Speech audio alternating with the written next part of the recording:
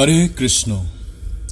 সুধী প্রিয় দর্শক ভক্ত সজ্জন মণ্ডলী, আজকে আমরা যে হেতুপদেশমূলক কাহিনীটি শ্রবণ করব সেটি হল বুদ্ধি যার বল তার। আমরা সকলেই যার শক্তি বেশি তাকে আমরা অনেক শক্তিশালী মনে করি।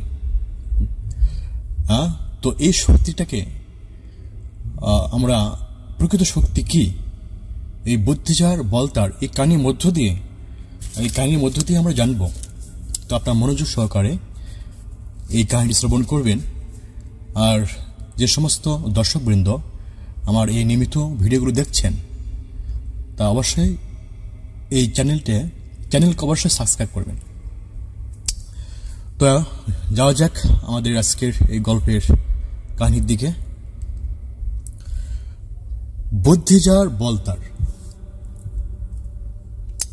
এই পৃথিবীতে যারা দৈহিক বলিয়ান তারাই যে কেবল শক্তিশালী এমন কথা নয়। এমন অনেক ঘটনা আছে, দেখা গেছে যে অনেক ক্ষুদ্র অপেক্ষাকৃত দুর্বল জীবরাও অনেক শক্তিশালী বৃহৎ জীবদের পরাজিত করেছে। কিসের জোরে? না দৈহিক জোরে নয়, তাদের বুদ্ধির জোরে। অতএব দৈহিক বলে যে আসল বল নয়, আমাদের বুদ্ধির বলে যে আসল বল, সে কথা ইতিহাসের বহু গল্পকথায় প্রমাণিত হয়েছে। তেমনি একটি সুন্দর গল্প তোমাদের বলতে যাচ্ছি, সকলেই শ্রবণ করুন।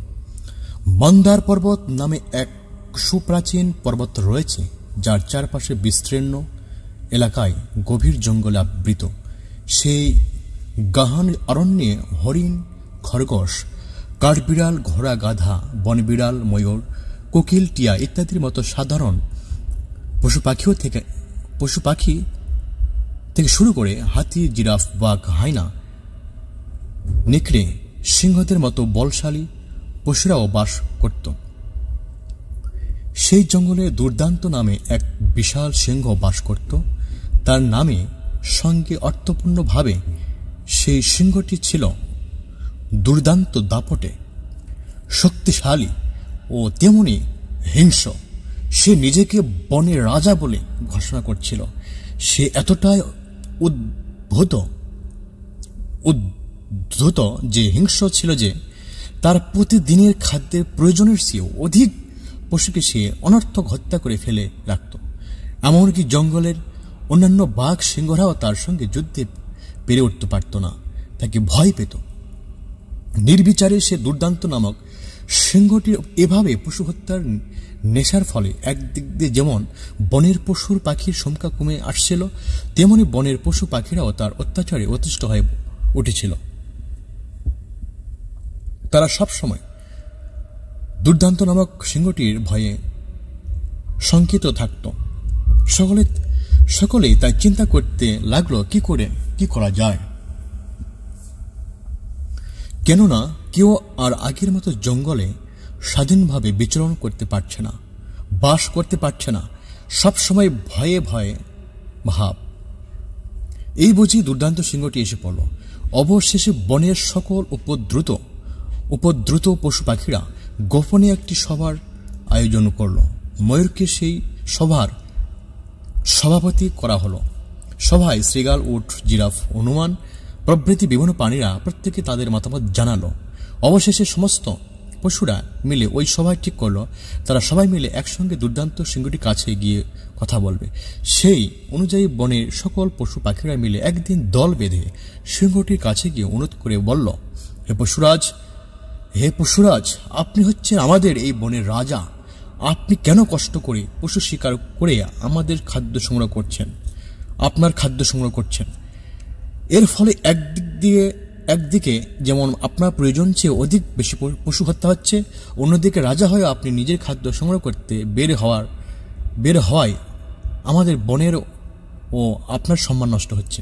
আপনি রাজা, আপনি কেন নিজের খাদ্যের জন্য জঙ্গলে বের হবেন? আমরাই বরং রোজ একটি করে পশু আপনার কাছে আপনার খাদ্যরূপে পাঠাবো।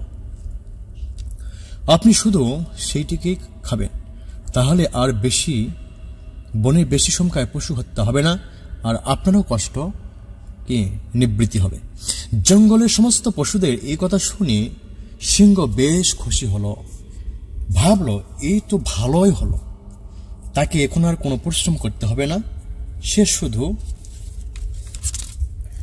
তার গুহায় ঘুমিয়ে কাটাবে, আর রোজ খাবার তো নিজ থেকেই তার কাছে চলে আসবে।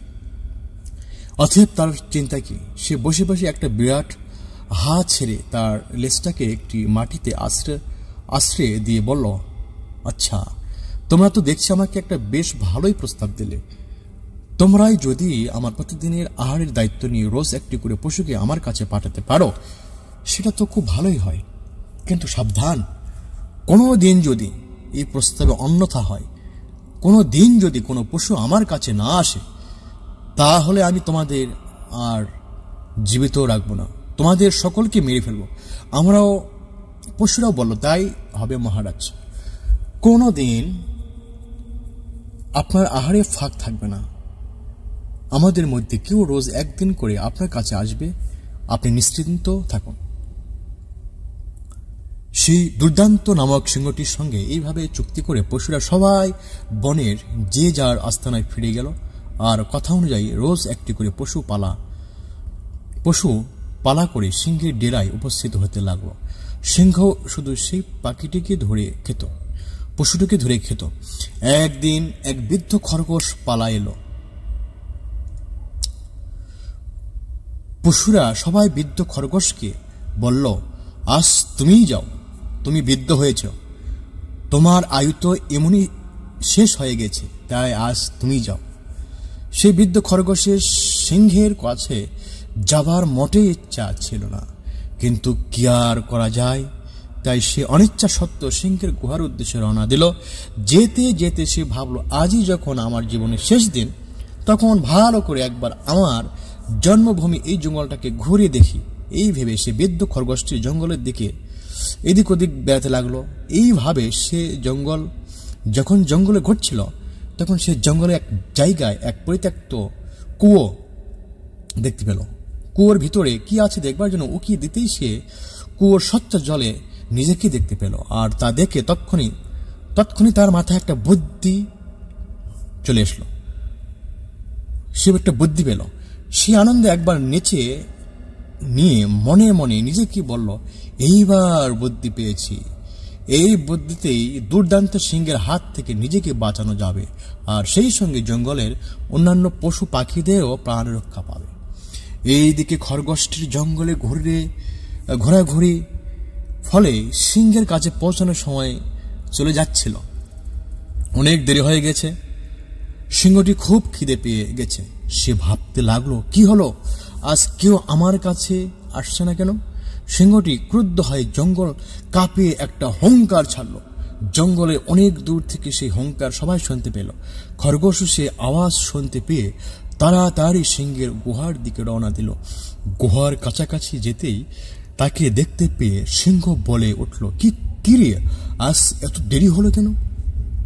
খরগোশ হাঁপাতে হাঁপাতে বলল, মহারাজ, আমি তো ঠিক সময় মতোই আসছিলাম, কিন্তু পথে আরেকটা সিংহ আমাকে আটকে দিয়েছিল।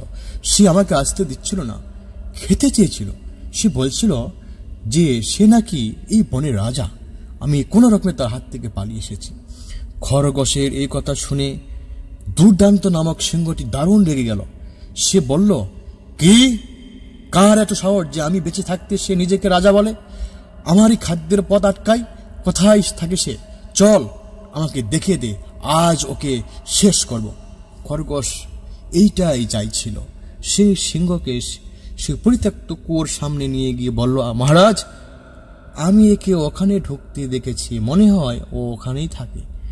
সিংহ তখন ওই কুয়োর মধ্যে ওকে দিতেই তার নিজের ছায়া দেখতে পেয়ে ভাবল, ওই বুঝি আরেকটা সিংহ। সে গর্জন করে উঠতেই কুয়োর মধ্যে তারই গর্জন প্রতিধ্বনিত হয়ে ফিরে এলো। সিংহটি ভাবল, কুয়োর ভেতরকার সিংহটি বুঝি তাকে দেখে গর্জন করছে।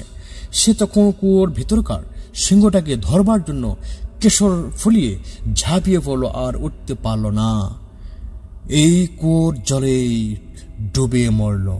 বুদ্ধিমান খরগোশ আনন্দে নাচতে নাচতে নিজের ঘরে ফিরে যেতে লাগলো। অত্যাচারী সিংহের মৃত্যুর খবর পুরো জঙ্গল ছড়িয়ে পড়লে পর সমস্ত পশু পাখিরা খরগোশকে মাথায় তুলে আনন্দে নাচতে লাগলো। আর এইভাবে গায়ের জোরে সে বুদ্ধির জোরে জয় হলো।